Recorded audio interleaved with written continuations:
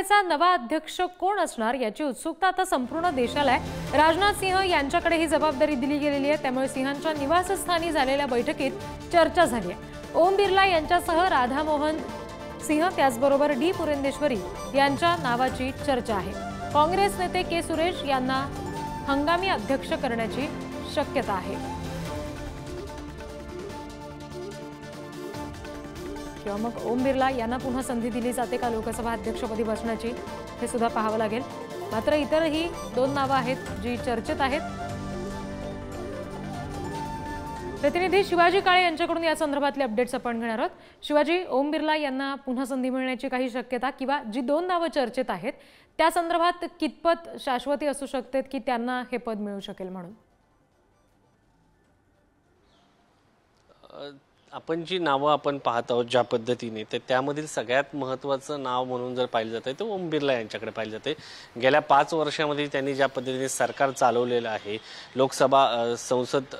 लोकसभेचं कामकाज पाहिलेलं आहे, त्यामुळे त्यांचं नाव भाजपचे विश्वसनीय म्हणून घेतलं जात आहे। दुसरी जी नावं आपल्याला पाहायला मिळत आहेत त्यानुसार सगळ्यात महत्त्वाचं डी पुरंदेश्वरी हे नाव म्हटलं जात आहे, कारण एनडीएचं हे सरकार आहे आणि एनडीएमध्ये लोकसभा अध्यक्षपद हे अत्यंत महत्त्वाचं असणार आहे, कारण सरकार राहणं त्याचबरोबर पक्षफुटीच्या परिस्थितीमध्ये लोकसभा अध्यक्षांचा निर्णय किती महत्त्वाचा असतो हे महाराष्ट्राने पाहिलेल्या विधानसभा अध्यक्षांच्या निर्णयानुसार 2 पक्ष फुटल्यानंतर। त्याच पद्धतीने ज्या पद्धतीने भाजपचा यामागे हात आहे असं विरोधक आरोप करत असतात, त्यामुळं जे घटक पक्ष आहेत त्यांना देखील या संदर्भात भीती आहे।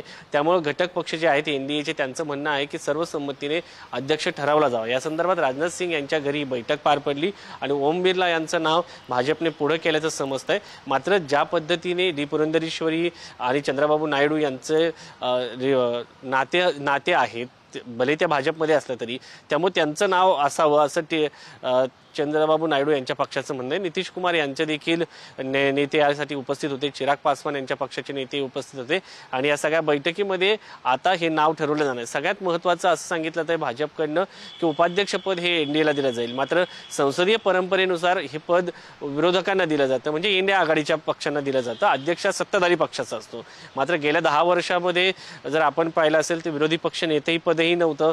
त्यामुळं संसदीय परंपरा ज्या आहेत त्या कितपत भाजप मानतंय हे देखील पाहणं महत्त्वाचं आहे, कारण या सगळ्या संसदीय परंपराच्या दृष्टिकोनातून जेव्हा सरकार चालवलं जातं तेव्हा अध्यक्ष हा कोणत्याही पक्षाचा नसतो, तो सर्वांसाठी समान असतो। आणि मात्र या सगळ्या याच्यामध्ये संसदीय परंपरेमध्ये संसदीय पक्षाचा सत्ताधारी पक्षाचा अध्यक्ष असतो, त्याचबरोबर उपाध्यक्ष जो असतो हा विरोधी पक्षांचा असतो। त्यामुळे आता इंडिया आघाडीचे नेते त्यांच्याकडे विरोधी पक्ष नेते पद तर येणारच आहे, त्याचबरोबर उपाध्यक्ष पद देखील त्यांच्याकडे लोकसभेचं असावं यासाठी आग्रही आहेत। दुसरीकडे जर पाहिलं तर भाजप जे आहे त्यांच्या एनडीएतील घटक पक्षातील एका पक्षाला उपाध्यक्षपद देऊ करत आहे आणि स्वतःकडे अध्यक्षपद ठेवताना पाहायला मिळत आहे। आता या सगळ्या याच्यामध्ये चंद्रबाबू नायडू असो किंवा नितीश कुमार असो, हे दोन्ही पक्ष यासाठी राजी होत आहेत का, सहमती दर्शवत आहेत का, हे अत्यंत महत्त्वाचं आहे, कारण त्यांच्या मनामध्ये याची उत्सुकता अगदी प्रत्येक नागरिकाला सुद्धा राजकीय वर्तुळाप्रमाणेच असणार आहे। धन्यवाद शिवाजी दिलेल्या सगळ्या तपशिलांसाठी।